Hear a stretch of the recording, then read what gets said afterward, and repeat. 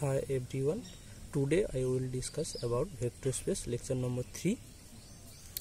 So in previous class learn about definition of linear dependence, independence, linear span, linear combination, etc.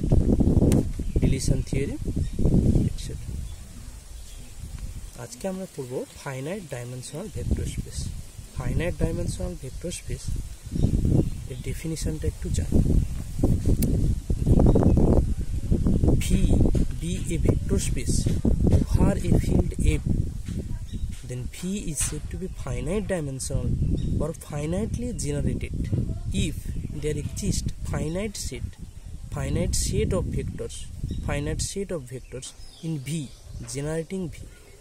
Otherwise V is said to be infinite dimensional. বলছে finite dimensional vector space এই কথাটার অর্থ হচ্ছে finite সংখ্যক element থাকবে ওই ভেক্টরে, মানে finite সংখ্যক ভেক্টর থাকবে ভেক্টর স্পেসে। এবারে আসছি বেসিস আর ডাইমেনশন। বেসিস আর ডাইমেনশন কি বলছে? ভি একটা vector space over field F, a subset S of vectors in V is said to be a basis of V if এর দুটো কন্ডিশন। এক নম্বর হচ্ছে এসটা লিনিয়ারলি ইন্ডিপেন্ডেন্ট হবে এবং এসটা জেনারেটস করবে ভিতে, তার মানে linear span of V, linear span L of S equal two V. এই দুটো হচ্ছে বেসিসের কন্ডিশন। এবার ডাইমেনশন কি না, বেসিসে যতগুলো ভেক্টর থাকবে সেটাকে বলা হচ্ছে ওর ডাইমেনশন। একটু ডাইমেনশনের ডেফিনিশনটা বিস্তৃত করে বলি। বলছে the number of vectors in a basis of vector space V is said to B the number of vectors in a basis, মানে বেসিসে যতগুলো ভেক্টর থাকবে সেগুলো বলছে ওর ডাইমেনশন, অথবা এটাকে র্যাঙ্ক অফ বলা হয়, rank of V, and denoted by DMV, DIMV. The dimension of the null space is theta. Null space এর ক্ষেত্রে 0 0 ভেক্টর, সো null space এর ক্ষেত্রে ডাইমেনশন 0। একটা থিওরিম করা যাক। There exists a basis for every finite dimensional vector space. এবারে case 1 case 2 ধরে করা যাক। যদি বলছে ভিটা যদি নাল ভেক্টর হয়ে যায়, মানে নাল সেট হয়ে যায়, তাহলে সেক্ষেত্রে phi, the set phi is linearly independent. Phi set always linearly independent and L of phi equal to our null set, so phi is a basis of V. যেহেতু linearly independent, so phi is a basis বলতে পারবো। তাহলে এর ক্ষেত্রে আর প্রমাণ করার দরকার নেই।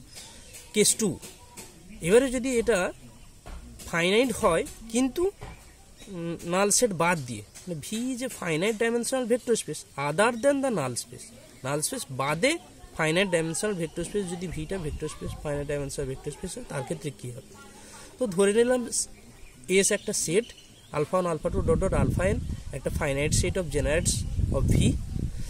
এসটা যদি লিনিয়ারলি ইন্ডিপেন্ডেন্ট হয় আর এসটা যদি লিনিয়ারলি ডিপেন্ডেন্ট হয়, তাহলে কী হবে আমরা পরপর আলোচনা করছি। S is linearly independent in V, then S is itself a basis. Linearly independent হলেই এসটা বেসিস বলতে পারবো। 2 নম্বর, আবার দেখো S is linearly dependent, S is যদি লিনিয়ারলি ডিপেন্ডেন্ট হয়ে যায় তাহলে we can delete by deleting theorem, by deletion theorem. বা ডিলিশন থিওরিমে আমরা কি করছিলাম, একটা এলিমেন্টকে আমরা একটা ভেক্টরকে বা একটা এলিমেন্টকে আমরা ডিলিট করছিলাম, দিয়ে সেইটা ইকুয়াল টু বাকি অন্যগুলো যেগুলো আছে সেই ভেক্টরগুলোকে আমরা কি করছিলাম, লিনিয়ার কম্বিনেশন আকারে লিখছিলাম। তো সেখানে একটা প্রপার সাবসেট তৈরি হয়েছিল। তাহলে এখানেও একই রকম, এস একটা লিনিয়ারলি ইন্ডিপেন্ডেন্ট যদি হয় তাহলে সেক্ষেত্রে আমরা we can delete by deletion theorem at least one vector from S থেকে যে কোনো একটা ভেক্টর আমরা ডিলিট করব এবং সেটা এর S এর একটা প্রপার সাবসেট তৈরি করব। Often a proper subset S1 of S, মানে S থেকে আমরা S1 তৈরি করলাম একটা proper subset spanning the same space V, মানে এসটা যদি L of S equal to V হয় তাহলে আমরা সেখান থেকে বলতে পারবো L of S1 equal to V by deletion theory. এবারে আসছি S1। তাহলে S1 এবার দেখা যাক, S1 যদি লিনিয়ারলি ইন্ডিপেন্ডেন্ট হয় তাহলে আমরা বলতে পারবো S1 is a basis of V. Similarly আবার S1 is linearly dependent, we can repeat the process of deletion, same S process.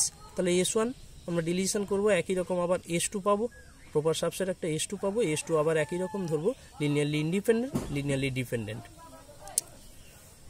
After K less than n steps of deletion, a subset Sk which is linearly independent and which is also spans V. in this processing, after n minus k steps, n minus 1 steps of deletion to a subset S n minus 1 contain only one non-zero vector that generates V and that is linearly independent.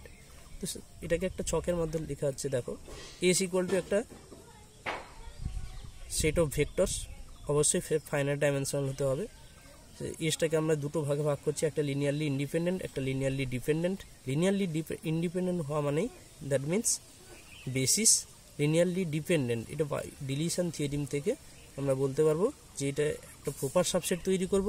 S ছিল S1 তৈরি করেছি proper subset, সেই S1টা অবশ্যই এল of S equal two যদি V হয় তাহলে L of S1 equal two V হবে by deletion theory.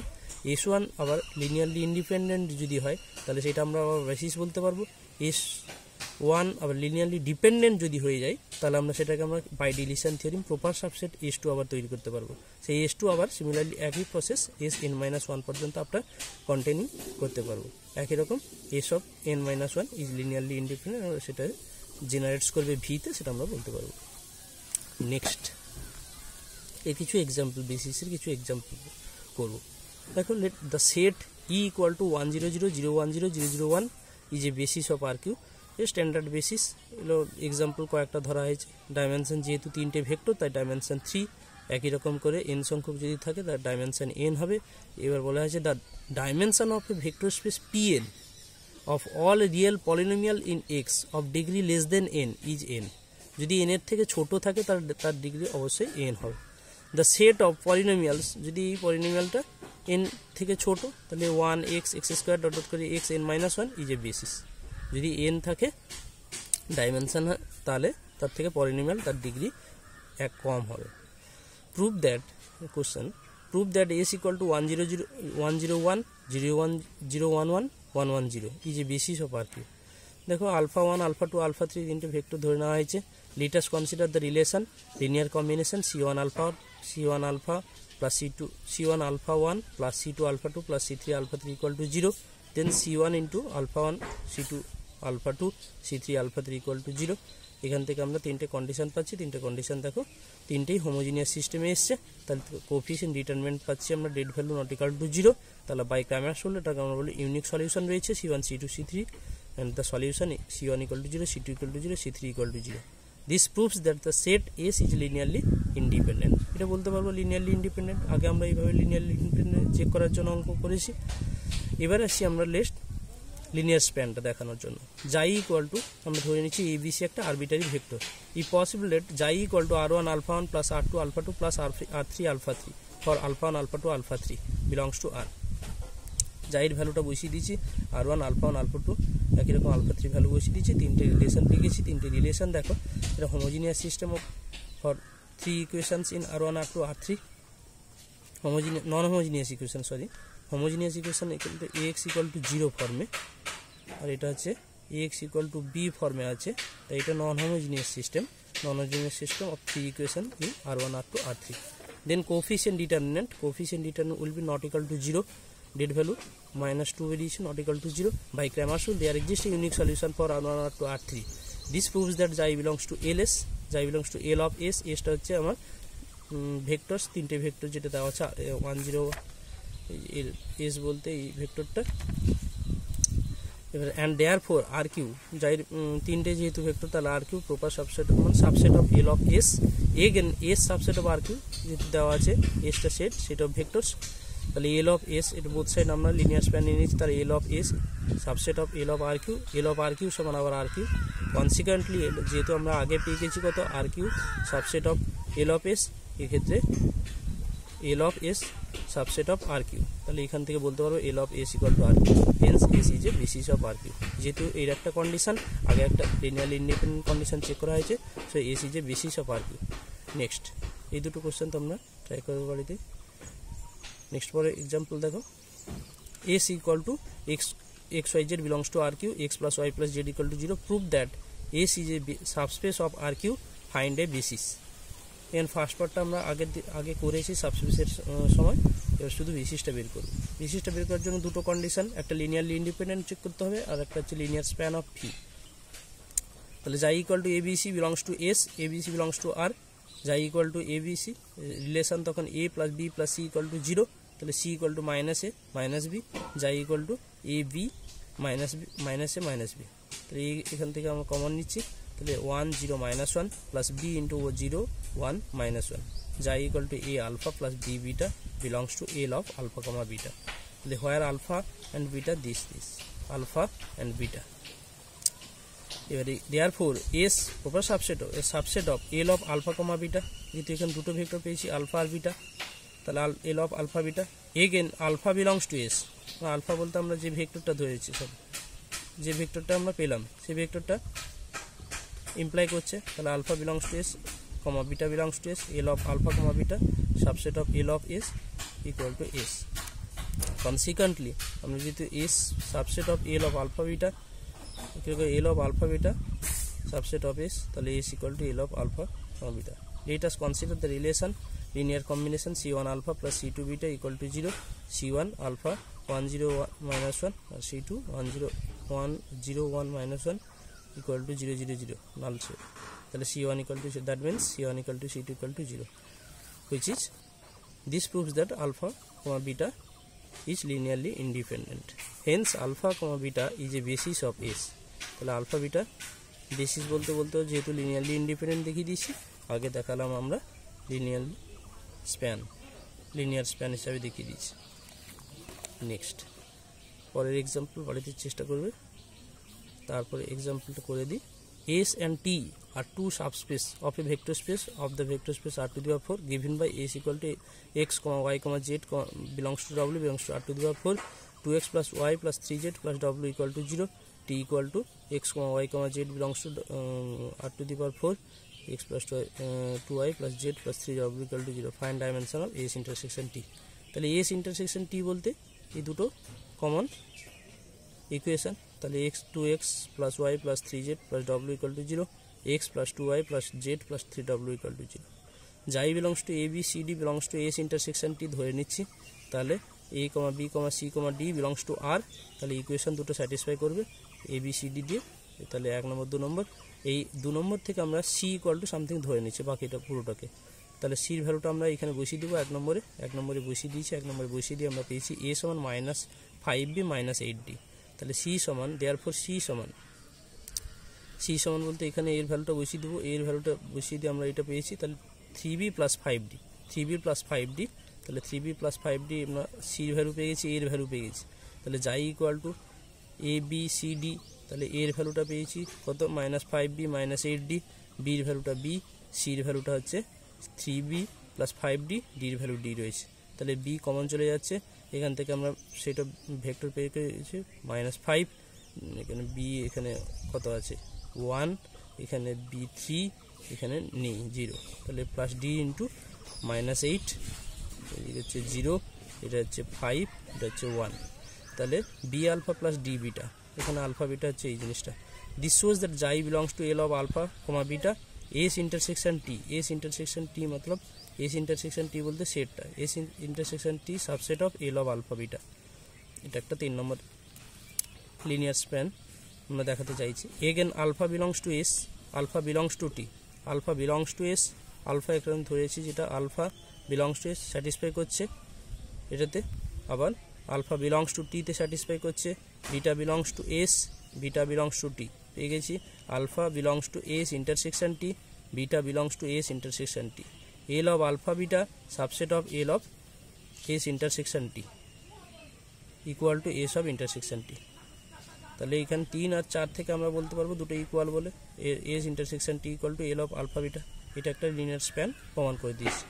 আবার let us consider the relation c1 alpha plus c2 beta equal to 0, তাহলে আলফা ভ্যালু বিটার ভ্যালু বসিয়ে দিয়েছি, এখান থেকে আমরা রিলেশন পাবো, যে রিলেশন 4টা পাবো সেই রিলেশন থেকে আমরা বলতে পারবো c1 c2 equal to 0, c1 c2 equal to 0 মানে linearly independent alpha beta set of ভেক্টরটা, তাহলে alpha beta forms a basis for S intersection T, তাহলে বেসিস হয়ে গেল।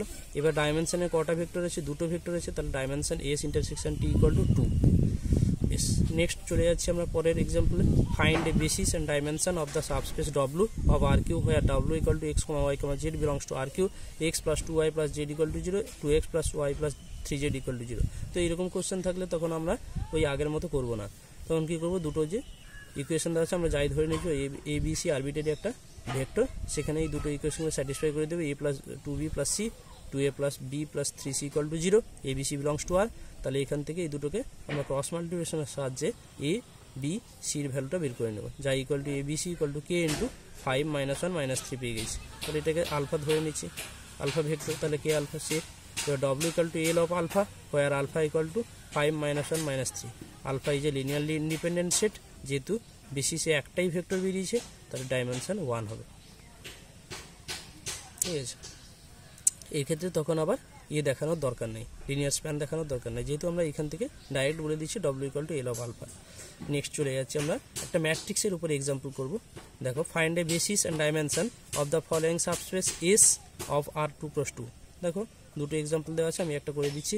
এ বি সি ডি এখানে দেওয়া আছে R2 + 2 matrix a plus b equal to 0। তাহলে আমরা ধরে নিচ্ছি x equal to A B c D belongs to S, then a plus b equal to 0। তাহলে এখান থেকে আমরা ধরে নিচ্ছি বি ইকুয়াল টু -a, তাহলে এই বি ইকুয়াল টু -a ভ্যালুটা বির জায়গায় বসিয়ে দিয়েছি। তাহলে এখান থেকে আমরা ম্যাট্রিক্সের পলিনোমিয়াল পাচ্ছি a 1 - 1 0 0 নেই, সির ভ্যালুতে এখানে দেখো 0 0 1 0, আর ডি এখানে 0, ডি বলতে এখানেই একটা আছে, তাই এ 1 বাকিগুলো 0। তাহলে এটাকে ধরে নিচ্ছি ক্যাপিটাল এ সেট, এটাকে সি সেট, এটাকে ডি সেট ধরে নিচ্ছি। তাহলে এ সমান ডি সমান সি, এ সমান সি সমান ডি সমান পেয়ে গেছি। তাহলে x belongs to a comma C comma d, a subset of L of A C d, a subset of L of A C d, এটা একটা 1 নম্বর নাম্বারিং করে রাখি। পরে আমরা এ ইকুয়াল টু, আমরা যেটা দেওয়া আছে আমার কন্ডিশন দেওয়া আছে এ প্লাস বি, মানে এই দুটোকে যোগ করলে যেন 0 আসে, এ প্লাস বি সমান 0 দেওয়া আছে, যেহেতু আমরা আগে দেখেছি। দেখো এখানে a plus b equal to 0 দেওয়া আছে কোশ্চেনে, তাহলে নিশ্চয়ই এই পজিশনে এইগুলোকে যোগ করলে আমরা 0 পাবো, এইগুলোকে যোগ করলে আমরা 0 পাবো, এইগুলোকে যোগ করলে আমরা 0 পাবো। তাহলে 0 পাচ্ছি, তার জন্য belongs to S, therefore A C D belongs to এটা বিলংস টু এস। তাহলে L of A comma C comma D, তাহলে subset of L of S equal to S. This 1 number আর 2 নম্বর থেকে আমরা বলতে পারবো যে L of A C D equal to S. Let us consider the relation c1 into A, c1 into C, c3 into c2 into C, c3 into D equal to 0 0 0, null matrix. তাহলে এখানে এর value, বির value, এর value, সির value, ডির value বসিয়ে দিয়েছি। তিনটে থেকে আমরা পাচ্ছি দেখো c1 - c1, এই তিনটেকে যোগ করলে আমরা c1 - c1 c2 c3 equal to 0 0। তাহলে সব পাচ্ছি c1 equal to c2 equal to c3 equal to 0। তাহলে এখান থেকে বলতে হবে লিনিয়ারলি ইন্ডিপেন্ডেন্ট সেট। আগে আমরা দেখিয়ে দিয়েছি কি লিনিয়ার স্প্যান দেখিয়ে দিয়েছি, লিনিয়ারলি ইন্ডিপেন্ডেন্ট দেখিয়ে দিয়েছি। তাহলে আমরা বলবো বেসিস, আর বেসিসে কটা ভেক্টর আছে, 3টে ভেক্টর আছে, তারা dimension 3। Thank you, next video পরে।